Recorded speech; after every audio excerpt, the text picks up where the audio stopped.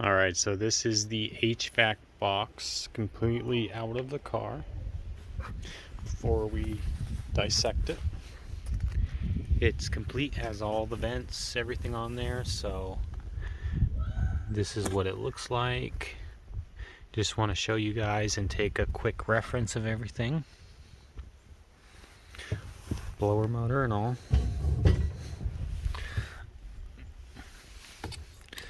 All the wiring.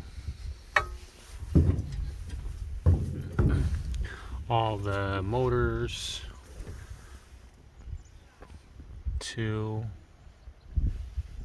And I'll get you that part number. I'll turn it around. And this came off of a 2001. I know, and this is the AZC, so automatic zone control, or you know, the dual temp one. There's another motor there. So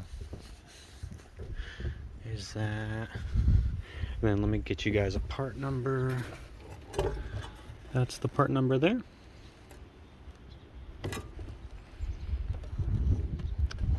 Okay. Let's get to dissecting this sucker. Alright, so let's get this out of the way first. We have 1 bolt, 2, and 3, all Phillips. So go ahead and get those off. Next, I'd like to get the heater core out so it doesn't make a mess on us. So go ahead and get that Phillips, that Phillips, that Phillips, and then you'll have to firmly pull it out because this foam in there kind of keeps it in place. So go ahead and get that done. And you'll also need to move this motor here because it bumps into it there. And just like that, it's out with nice firm pull. Just make sure you don't spill any of the coolant and make sure to properly dispose of it. It didn't look that bad, but I don't know.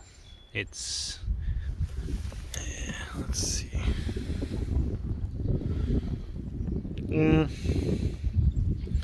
We're gonna replace that. Next, let's get this out. 1, 2, and then 2 clips here. And more I keep seeing that someone's had this out before, because that doesn't match. Those are different. Look at the space here. That clip is missing. Someone didn't put it back together right. So that's kind of funny. Now that you got the bolts out, it should just come right off easily. So that door doesn't have any foam on it, but it does not seem to be broken like the other one on my replacement HVAC box. On my replacement box, that's the only thing that appears to be broken. So there's the fan. Let's go ahead and get that out next. So for the blower motor, you're going to need a T25 for 3 of those screws. 1, 2, 3. So go ahead and get those out. And just like that, it should pop right out. Next, let's pop this little assembly off here. You got 3 tabs. So 1 right there, 1 right there, 1 right there, and then you have 1 Phillips that needs to come off right there. And as soon as you take that Phillips and pop those tabs, it should come right off. So there you go. So next, what we're going to do in preparation for starting to split the box, go around and find all these clips. 1, 2, there should be a couple more. I know this one's missing 1 there. I'm not 100% sure. Oh, there's another one right there. So go ahead and get all those clips off. And there's another clip behind this motor. So go ahead and remove the motor and take that clip off. Okay guys, so now we're moving on to this part, and what I would suggest is documenting all of this well. Take pictures, mental notes, because obviously this all has to go back a specific way. So go ahead and take your pictures, and then let's start by getting this bracket off here. So 1, 2, 3, and then we'll move on to the next step. So once you get that free, it just pulls straight out, and just take notes of that. These two go in slides right there. Just put that to the side. Next, let's get this center screw out and pull that to the side, and this should gently pop off. See, I did it. There you go.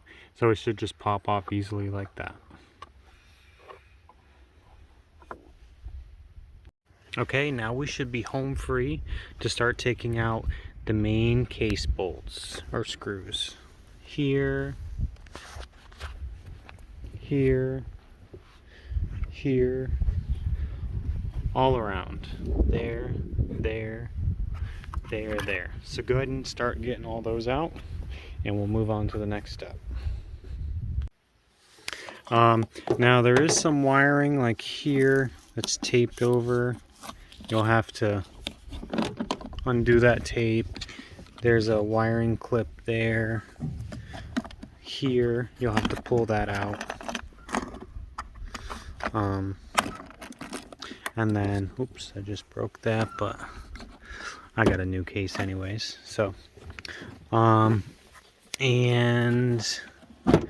she should start to come up.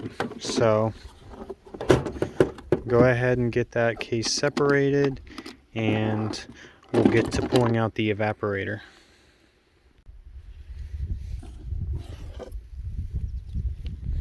Very nice.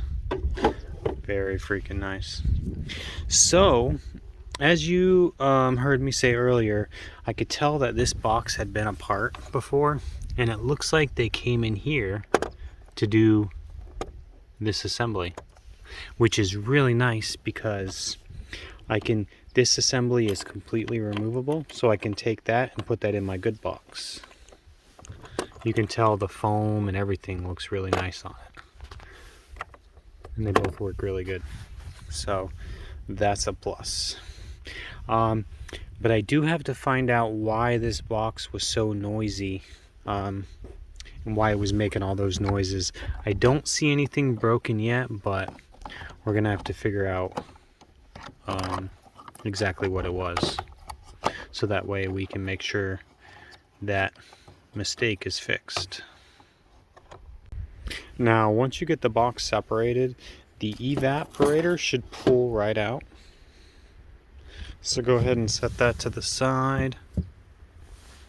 And then I'm pretty sure this piece of foam here is important because it leads down to the drain, which the drain was cut out by the previous owner. So that's mainly why we're replacing this. But yeah, that goes down in there. So make sure to keep that safe. So next, let's get this assembly removed.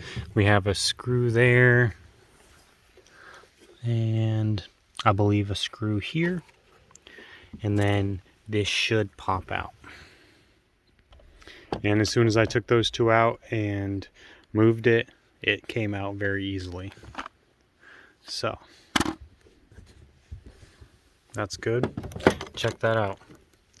That's kind of a nice surprise. I mean, they seem a little loose. I don't know what's up with that. Hopefully that's okay.